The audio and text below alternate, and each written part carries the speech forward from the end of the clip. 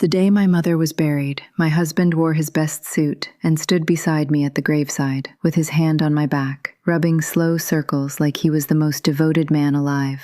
I remember thinking, even through the grief, how lucky I was to have him. That thought makes me sick now. Because what I didn't know, what I couldn't have known standing in that cemetery with dirt on my shoes and tears I couldn't stop, was that Daniel had already called a lawyer, before the flowers on her coffin had even wilted. Let me take you back, because you need to understand what I gave up to be his wife. I was 31 years old when I married Daniel Marsh. I had a career in pharmaceutical sales that I was genuinely good at. I was pulling in $78,000 a year. I had my own apartment in Charlotte. I had a savings account with real money in it, and I had a life I had built entirely by myself. I was proud of that.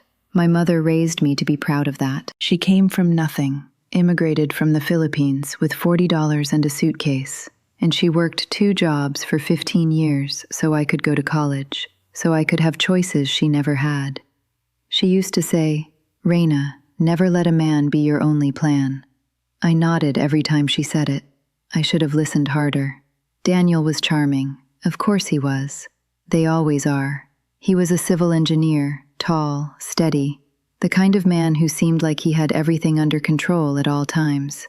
We dated for 2 years, got married in the fall, and by the time I was 33, I was pregnant with our first son, Marcus. And that's when the conversation started. It wasn't a demand at first. It never is. It was a suggestion, framed as love. "You don't have to work so hard anymore, babe. I make enough. Why don't you just take maternity leave and see how you feel?" I took the leave. I loved being home with Marcus.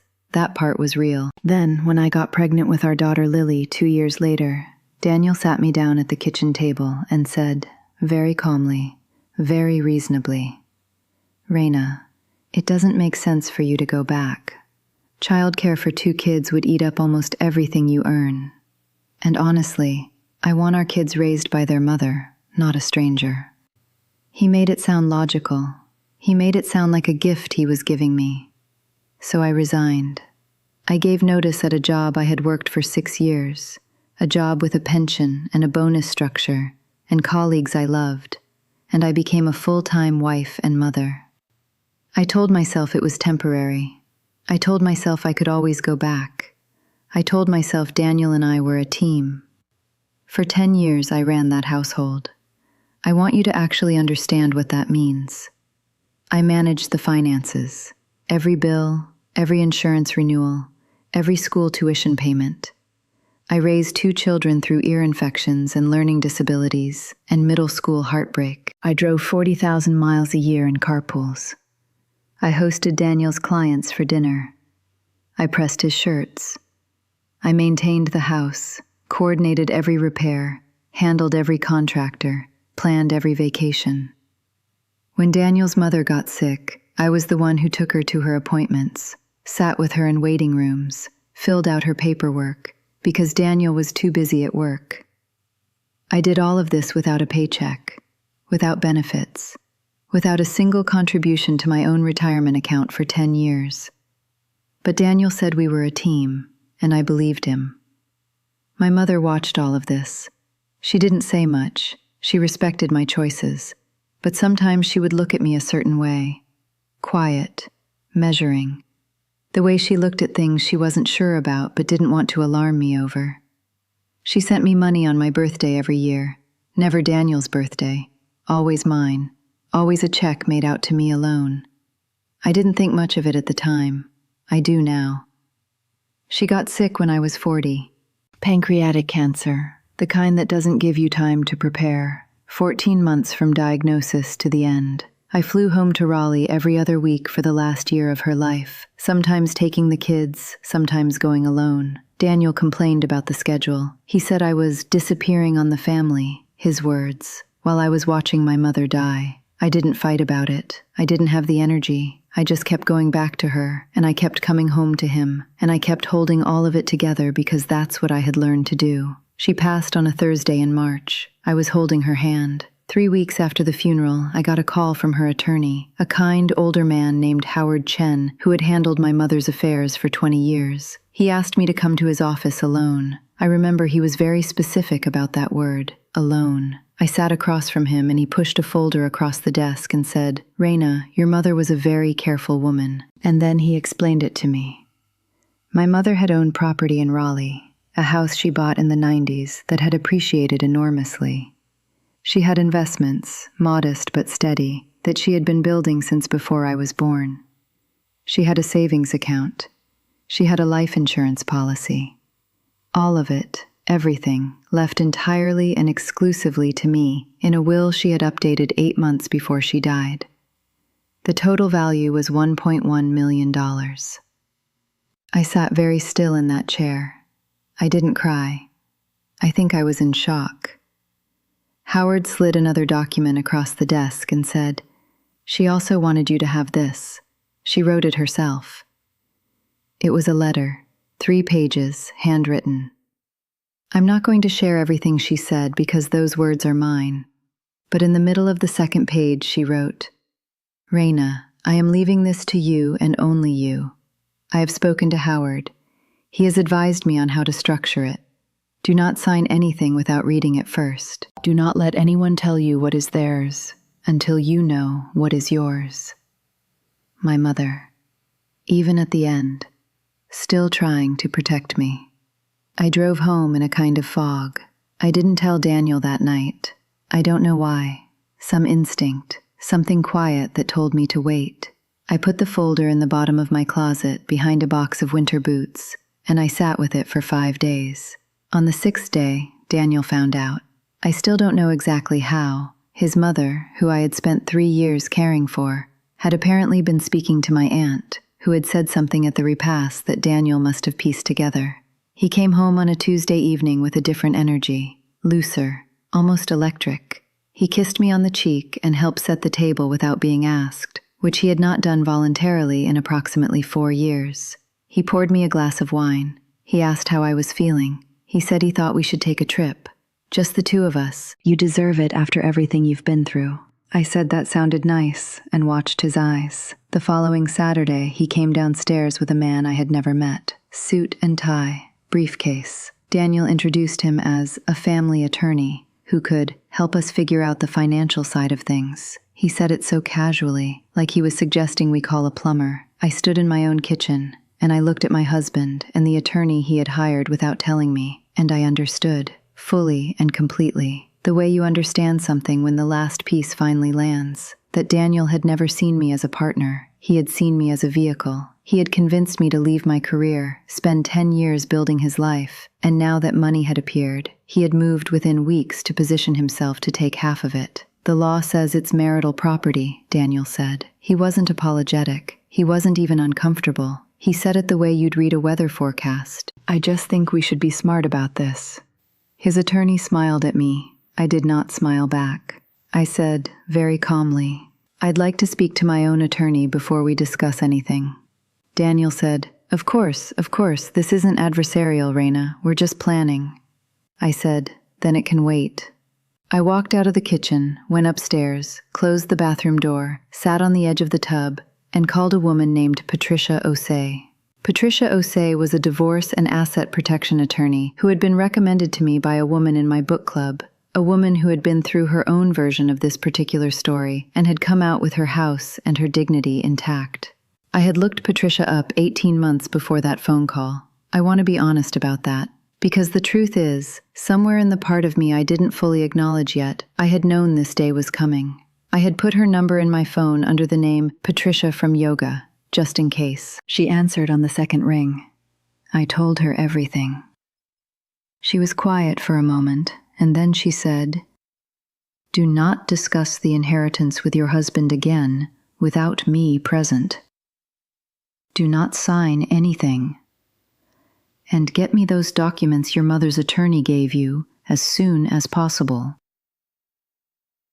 Over the next 3 weeks, I learned things I should have known years earlier. I learned that in North Carolina, inheritance is generally considered separate property, not subject to division in divorce, but only if it is kept separate. Only if it is not commingled with marital assets.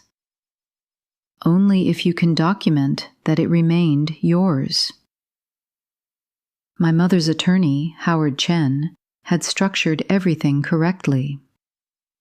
The inheritance was titled in my name alone, transferred into an account I had opened independently, and had never touched a joint account. My mother had known.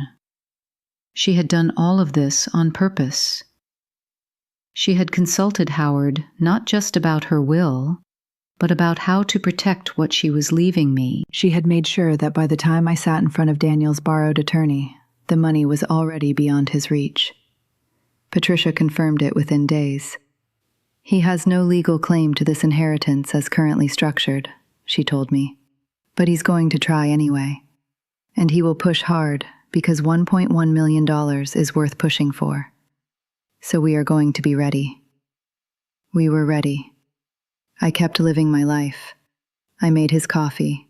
I attended Marcus's soccer games beside him. I acted like everything was fine while Patricia built a wall around every dollar my mother had left me. We documented 10 years of career sacrifice. We gathered tax returns. We gathered evidence of the financial dependency he had engineered.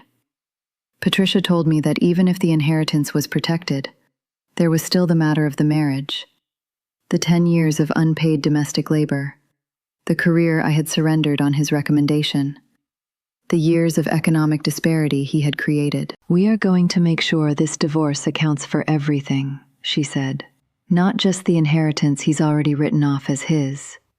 Daniel filed for divorce in June. He was confident. He came into the first mediation meeting with his attorney and a spreadsheet, and a manner that said he expected this to be a formality. He offered me the house, primary custody of the kids, and a settlement figure, $180,000, that I think he believed was generous. He said, "I just want this to be fair, Raina." He used my name like punctuation, like he was speaking to someone who needed to be managed. Patricia placed a document on the table. It was an accounting. 10 years of household labor, calculated at professional market rates, the child care equivalent, the household management equivalent, the career earnings I had forfeited based on my salary trajectory at the time I resigned, the pension I had lost, the 10 years of retirement contributions that had never been made on my behalf. The number at the bottom was $847,000. Daniel looked at that number, and the confidence left his face for the first time. His attorney said, "This is highly speculative." Patricia said, "We're prepared to present expert testimony on every line item. We also have documentation that Mr. Marsh encouraged his wife to resign from a salaried position, specifically to benefit the marital household and his career advancement. We have emails." She paused. "Would you like to see the emails?" There were emails from the early years of our marriage when Daniel wrote to his own brother about convincing me to leave my job. "Once she's home, it'll be easier," he wrote. "She won't have her own money pulling her in another direction." I had never seen those emails before Patricia showed them to me. I read them in her office, and I felt something cold and final settle into my chest. Not rage exactly. Clarity. The mediation lasted 3 sessions. By the end, Daniel's attorney was the one managing expectations. What Daniel walked away with, his car, his retirement account, and whatever dignity he could carry. What I walked away with, the house, paid off as part of the settlement, the children under primary custody with generous visitation for him, a spousal support arrangement that reflected a decade of unpaid contribution, and my mother's inheritance, intact, untouched, and entirely mine. The last thing Daniel said to me outside the mediator's office was, "I never thought you'd do this." I looked at him for a long moment. I thought about everything, the resignation letter, the pressed shirts, the years in waiting rooms with his mother, the $40 suitcase my mother had crossed an ocean with. I said, "I know, that was your first mistake." I walked to my car alone. I drove home. Marcus and Lily were with my aunt for the weekend. The house was quiet. I made tea, sat at the kitchen table, and opened my mother's letter again. I read it all the way through, and for the first time since she died, I felt her clearly. Not as grief, but as presence. as pride. I am 42 years old. I have a house. I have my children. I have $1.1 million that a woman who came here with nothing built for me over a lifetime, because she always knew I might need it. I have a meeting next week with a financial advisor to begin investing in my own name. I have started looking at the job market again, not because I have to, because I want to. Because I am not just a mother, and not just a divorced woman, and not just someone's ex-wife. I am the daughter of Celia Reyes, and she did not work 2 jobs and cross an ocean and update her will from a hospital bed so that a man in a good suit could inherit the results. He thought the letter in my bag was a love letter, or a bank statement, or something he could contest. It wasn't. It was Howard Chen's legal opinion on asset classification, signed and notarized, confirming that every cent of my mother's estate was protected under North Carolina law. I told him, "She saw you coming before you even knew what you were going to do. She always did."